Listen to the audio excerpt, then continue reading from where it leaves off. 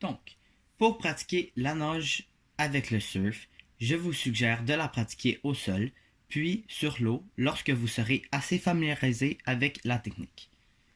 Pour que votre planche glisse bien sur l'eau, elle devrait être relevée d'au moins 15 cm, genre minimum, puis ça devrait pas dépasser le 30 cm du niveau de l'eau. Donc, dans le fond, pourquoi vous voulez qu'il y ait entre ce 15 et 30 cm de plus haut que le niveau de l'eau?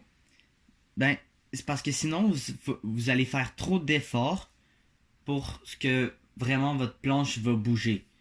Donc, si c'est en dessous de 15 cm, ben, il y a des grandes chances que la planche, quand vous allez nager, va piquer dans l'eau, ce qui va vous ralentir. Et si c'est plus que 30 cm du niveau de l'eau, ben dans le fond, qu'est-ce que ça va faire? C'est que votre planche, vous allez genre, pousser l'eau avec vous. Donc, vous n'allez pas vraiment nager sur l'eau. Ben, vous allez nager sur l'eau, ça c'est sûr. Mais vous allez pousser l'eau.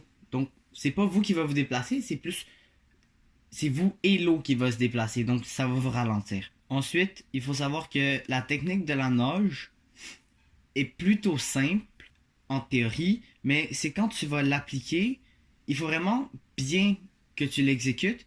Sinon, ben, ton déplacement va être inefficace. Donc, c'est vraiment ça la difficulté. C'est de l'exécuter. C'est pas tant que ça la technique. Euh,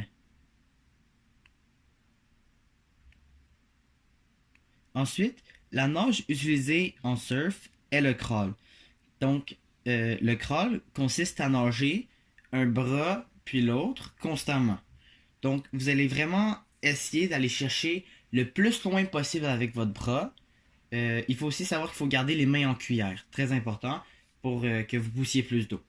Donc, vous allez chercher le bras le plus loin possible. Après ça, vous allez pousser profondément. C'est sûr que si vous le pratiquez sur la terre, vous n'allez pas être capable de mettre votre bras profond. Vous allez juste faire le mouvement de long en large. Mais vous ne pourrez pas mettre votre main creuse dans la terre parce qu'il y a de la terre. Donc c'est vraiment ça. Vous essayez dans l'eau d'aller le plus creux possible. Comme ça, vous allez pousser le plus d'eau, donc vous allez être le plus efficace. Et c'est vraiment important d'aller finir le bout du mouvement euh, le plus loin possible derrière vous.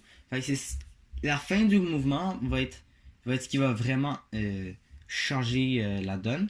Parce que vous allez pousser l'eau jusqu'au fond. Et c'est ce qui va vous permettre d'aller plus rapidement. Pour que la nage soit la meilleure possible, il faut surtout être très constant.